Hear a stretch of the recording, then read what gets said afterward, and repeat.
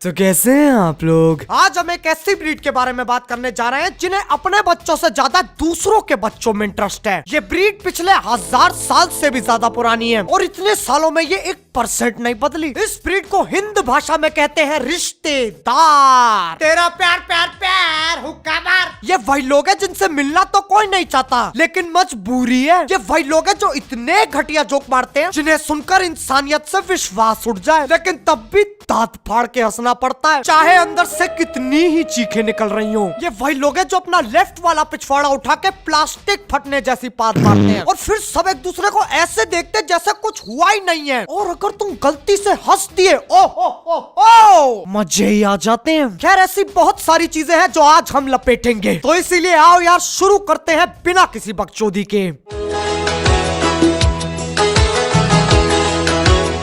अब इस बुरे अनुभव की शुरुआत होती है जब रिश्तेदार तुम्हारे माँ बाप के साथ बैठे होते हैं और तुम मस्त अपनी ही गुफा में चिल कर रहे हो। इन पंछियों को देख कर हो तेरा तेरा तेरा सुड़सुड़ू, एकदम से आवाज आती है, कमलेश बेटा कमलेश। ये सुनते ही तुम्हारे कान खड़े हो जाते हैं, क्योंकि ये तो स्वयं बाबूजी की आवाज है। तुम उठ के उस जगह जाते हो जहाँ से वो आवाज आ रही है। हाँ जी पापा। बेटा, ये अंकल तुम्हें याद है? याद करो, इनसे तुम कभी नहीं मिले हो।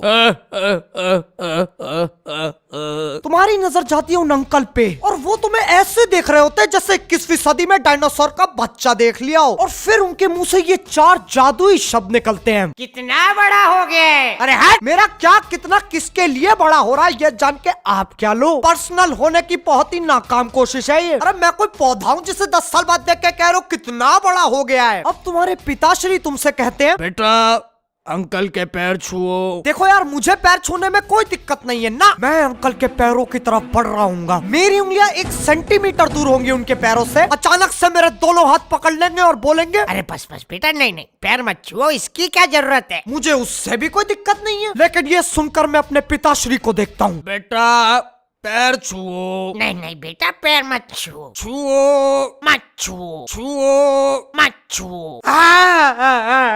अरे दोनों के दोनों क्या करवाना चाह रहे हो मुझसे? उस वक्त मन करता धरती में घुल के अपनी जान दे देता हूँ, कम से कम ये तो नहीं सहना पड़ेगा। लेकिन नहीं, अभी तो बस शुरुआत है। रिश्तों के भी रूप बदलते हैं।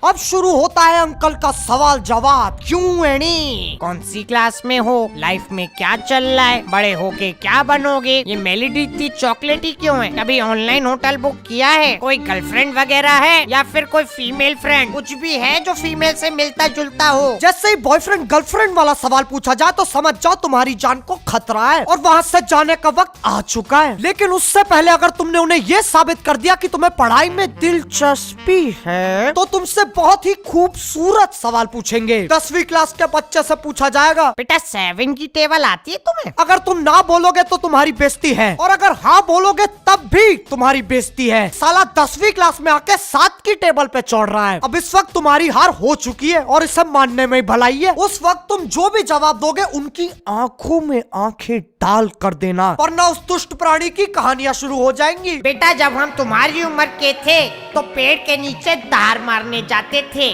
और धार मारते मारते पूरी 7 की टेबल बोलते थे। 7 1 7। आप भी बोलिए भाई साहब। 7 1 7, 7 2 14। Come on everybody। 7 3 21, 7 4 28। वाह वाह वाह भाई साहब, क्या महफिल जमी है आज। अब चलते हैं 10 साल। रिश्तेदार आते हैं और तुमसे ये सवाल पूछते हैं, बेटा ये जो जॉब है तुम्हारी, इसके बारे में बताना थोड़ा। तुम प्रॉपर फील्ड में आके अपनी जॉब के बारे में बताते हो और वो बिल्कुल ऐसे एक्सप्रेशन देते जैसे उन्हें सब समझ में आ रहा है, लेकिन घंटा कुछ खोपड़ी में घुस रहा होता है, फिर भी अंत में चिल्लाएंगे, वाह वाह क्या बात है बेटा, क्या जॉब है तुम्हारी। वैसे 10 साल पहले याद है मैंने 7 की टेबल सुनाई थी, याद है कि भूल गए? 7 1 7 7 2। क्या बेटा सुनाई नहीं दे रहा है? 7 1 7, 7 2 14। वाह वाह क्या बात है बेटा। 7 3 21, 7 4 28। मम्मा नए नए सांचे में ढलते हैं। अब रिश्तेदारों को बच्चों का टैलेंट देखने में पता नहीं क्या मजा आता है। जब भी कोई आए, चलो बेटा नाच के दिखाओ। साले कोठे पे आए हो तुम लोग जो तुम्हें नाच के दिखाओ? नहीं, लैप डांस ले लो ना 50 रुपए प्रति घंटा के हिसाब से। उन्हें बस तुम्हारा कार्टून खींचना होता है। शर्म तो कतई बेच खाई होती है इन लोगों ने। अगर तुम्हें गाना गाना आता है तो नाच के दिखाओ, अगर तुम्हें नाचना आता है तो गा के दिखाओ, और अगर दोनों ही नहीं आते तो नाचते हुए गाओ। बहन लेकिन बकचोदी यहाँ खत्म नहीं होती। बुरे से बुरे, अजीब से गरीब टैलेंट देखने इन लोगों को। तुम कराटे सीखते हो, ये लो तकिया शुरू करो। अपने पैर हेलीकॉप्टर की तरह घुमा सकते हो, घुमाओ घुमाओ। तुम भगते बहुत तेज हो बेटे, 10 तक गिन रहा हूँ, गली का एक चक्कर लगा के आओ।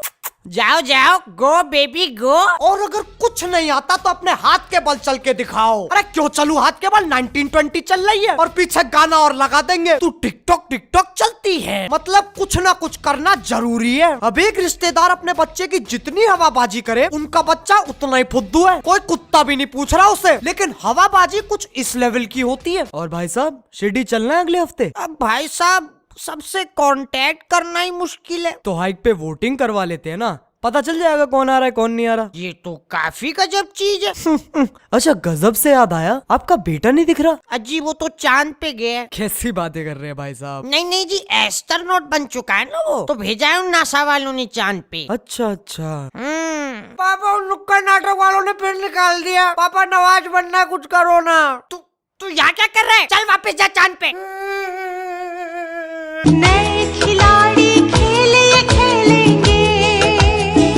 अब हम इतनी बकचोदी सहते हैं, इतनी मेहनत करते हैं, लेकिन हम चूतिए नहीं है। हमें पता है हैप्पी एंडिंग जरूर मिलेगी। अंत में इन जुल्मी रिश्तेदारों में से कोई ना कोई पैसे जरूर देगा। आखिरकार उनके जाने का वक्त आता है। वो घर से बाहर निकलते हैं, अंकल का हाथ उनकी पीछे वाली जेब में जाता है और वो अपना 6 साल पुराना बटुआ निकालते हैं। उसमें से 500 की हरी पत्ती अपने हाथ में लेते हैं। तुम्हारे चेहरे पे हल्की सी मुस्कुराहट आती है और दिल में तो भैया बल्ले ही बल्ले। तुम्हें अपनी मेहनत का फल मिलने ही वाला होता है। अचानक तुम्हारे बाबूजी बीच में आ जाते हैं। अरे भाई साहब, इसकी क्या जरूरत है?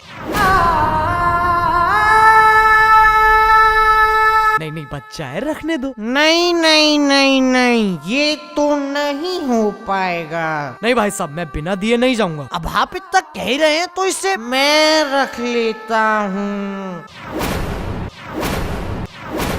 आखिर क्यों अपने ही अपनों को धोखा देते हैं? इसे कहते हैं खड़े लंड पे धोखा। अपनी बेइज्जती कराई, ताने भी सहे और अनजान लोगों के सामने गांड भी मटकाई। पूरी कॉर्पोरेट जॉब वाली फीलिंग आती है। मेहनत हम करें, पैसे कोई और ले जाए। साला मजाक बना दिया है जिंदगी का। एक पीढ़ी आती है, एक पीढ़ी जाती है। मैं ना यार इन सबसे एक सवाल पूछना चाहता हूँ। क्या हमने तुमसे कभी पूछा साल का कितना कमाते हो, दिवाली कहाँ मनाते हो? क्या हमने तुमसे कभी बोला चलो नगीना डांस करके दिखाओ, चलो हाथ का इस्तेमाल करके गीदड़ की तरह भग के दिखाओ? नहीं ना, तो हमारे पीछे क्यों पड़े हो? क्यों करते हो हमारे पिछवाड़े में उंगल? अपने काम से काम रखो। लेकिन अगर ऐसे होने लग गया तो हमारी जिंदगी सुधर जाएगी। और हम लोग कम थोड़ी ना, हमें शांति नहीं 24 घंटे बकचोदी चाहिए। वरना क्यों देख रहे हो ये वीडियो? तो इसलिए मानो ना मानो, इनका जिंदगी में होना बहुत जरूरी है। आखिर अपने पियक्कड़ मामा की कहानी सुनाने में जो मजे हैं वो कहीं नहीं मिलेंगे। तो यार इसी के साथ आज के लिए सिर्फ इतना ही। अगर तुम लोगों को ये वीडियो पसंद आई ना तो यार लाइक मारो।